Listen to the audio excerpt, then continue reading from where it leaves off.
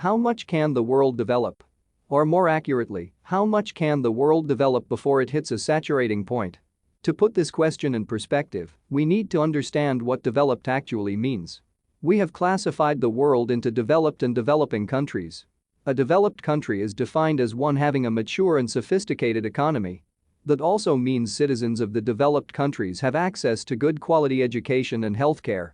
On the contrary, developing countries are defined by one with economies having growth potential but haven't quite matured. They may be stagnant economies or growing ones but are yet to realize its full or near full potential. This is directly related to increased poverty, lack of quality education, and healthcare in these countries. But if you zoom out and see the grand scheme of things on a global perspective, developed or developing are just relative terms. Japan is a developed country, therefore India is a developing one. If the world was only as developed as India is, then countries that have lower HDI than India like Djibouti or Nigeria would be classified as developing countries, while India is classified as a developed one. The point we are trying to make is, the developed countries are not exactly completely developed. They are in the club because of their relative success. That is not to be confused with what humans can become in the future. Assuming that we don't go to war and destroy each other, what we may achieve 100 years from now may make us look poor right now.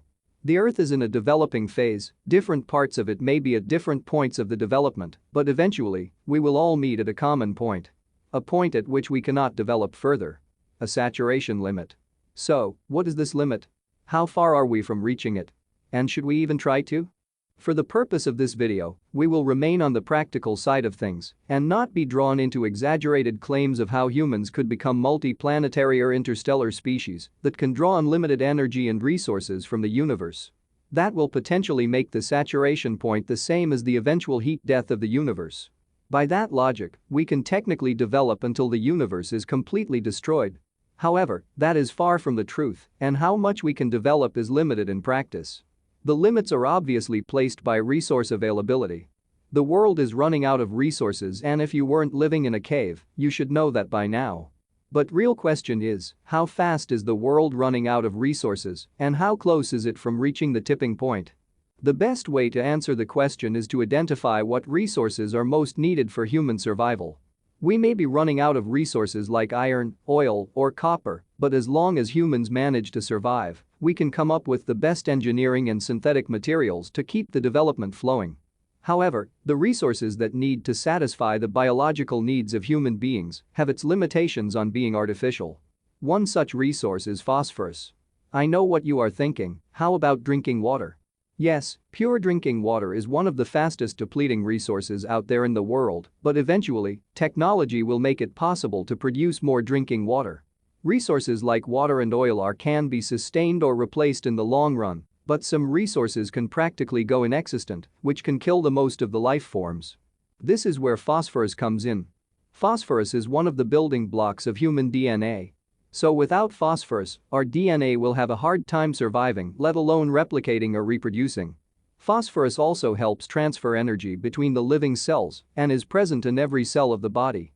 Phosphorus contributes to 1% of the total human weight on an average person and is the second most abundant mineral in the human body after calcium. Phosphorus is a key component in plant fertilizers through which it reaches the human body.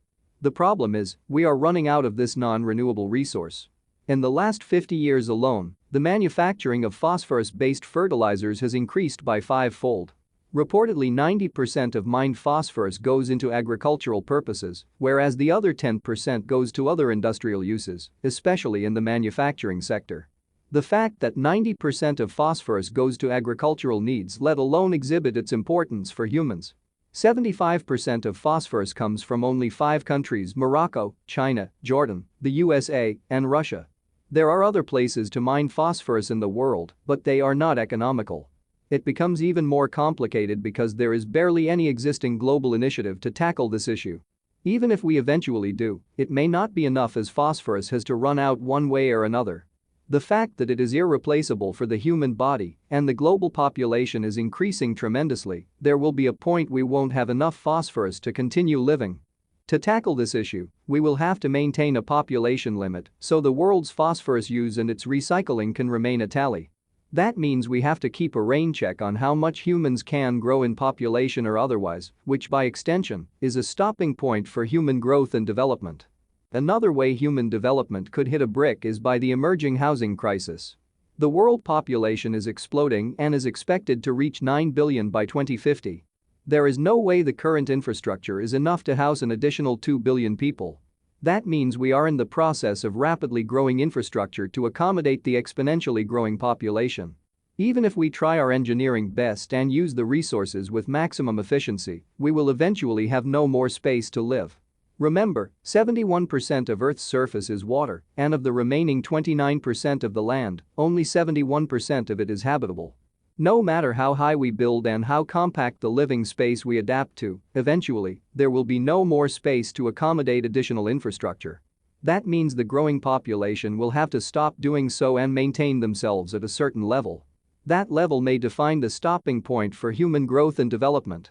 But just how much population is this level? Most studies estimate that Earth can only support between 4 billion and 9 billion people. Yes, the same 9 billion we are about to reach by 2050. That is only 3 decades away. At the current projection, Africa alone will have 5 billion people by 2100. A number Asia will easily cross by 2050. That means, not only are we close to the brink, we are also accelerating towards it. If these studies are correct, we will hit the maximum population limit sometime in the next 3 or 4 decades and starts to shrink. Our population levels may oscillate between 4 billion and 9 billion people over the coming centuries and will define our lower and upper limit of development. However, as our technology improves, recycling and resource management become very efficient. That means the lower and upper limit will rise and the range will become narrow. 200 years from now, the lower and upper limit might be between 11 billion and 13 billion, and 300 years from now, it may be between 14 billion and 15 billion. The limits will rise and range will narrow until it hit a solid point, which would be the maximum population the world can ever reach. It is hard to theoretically estimate that point, but the pattern of growth is fairly predictable. It is not practically possible to break this point and can define the limits of human development. However, shortly and during most of our lifetimes, we may see human species hit a brick by 2050 and shrink, hopefully, to rise back again until we break successive limits to eventually achieve the maximum possible development. Exhaustion of a fundamentally important mineral like phosphorus or getting hit by a population peak is not the only way to limit human development. The way we have chosen to progress, our economic system has itself an inbuilt mechanism that limits the maximum economic output. This indirectly limits how much we can grow and accumulate wealth for future generations. The economic system also gradually increases the cost of education and healthcare, therefore dramatically affecting human development. This is easily understood by looking at the age structure of the world. As per 2018 estimates, the world has an average age of 30.4. But if you think this is the average age in different parts of the world, you are horribly wrong. The country of Niger has an average age of 15.4 years old, while Monaco has an average age of 53.1. GDP per capita of Niger is $510, which is ranked 179th in the world, while Monaco has a GDP per capita of $185,741, which is ranked number 1. Now the relation between high economic development and increased average age becomes obvious. This happens because as the countries develop, the cost of living goes high. Education and healthcare become increasingly hard to afford and as a consequence the birth rate decrease in these countries. This brings the average age up and brings the available workforce down. Hence successfully limiting the maximum economic development the country can achieve. A simple look over the map makes this obvious. Countries like Japan, the United States, and European countries have the highest average age. These countries also have the highest GDP per capita and the lowest birth rates. While African countries have the lowest average age accompanied with lowest GDP per capita and the highest birth rates. This can be even seen inside large developing countries like India or China.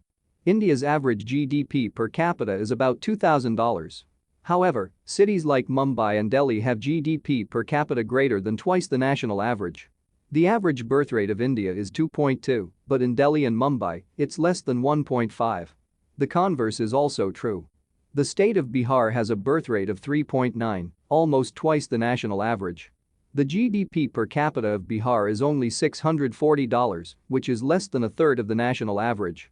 Whether it be in different parts of the same country or different parts of the world, the relation between economic development and eventual population limit is clearly visible. The way humans have decided to progress, the economic system has a mechanism to limit our development and hit a saturation point. None of this is to say that we should abandon our economic system, or it is some form of a control system by Illuminati. You should understand that the way we are developing so fast is all thanks to this sophisticated economic system. This is the best way humans can grow, and any system we choose to progress on will have a mechanism that will eventually limit us from growing further.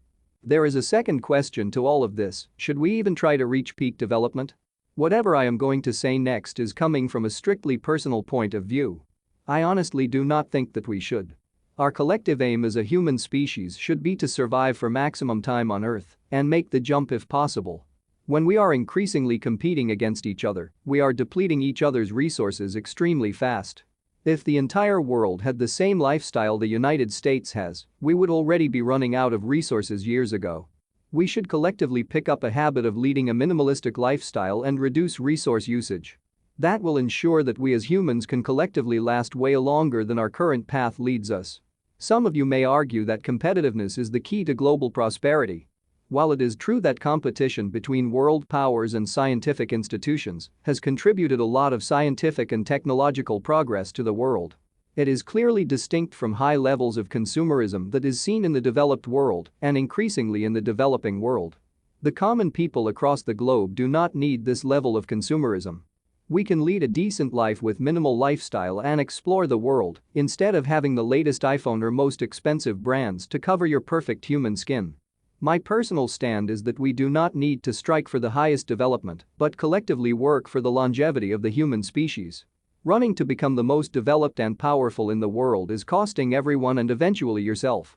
So, we should instead sit, relax, reduce consumerism, and wait for the world to get along and move together to a moderately developed place with maximum longevity ensured for humankind.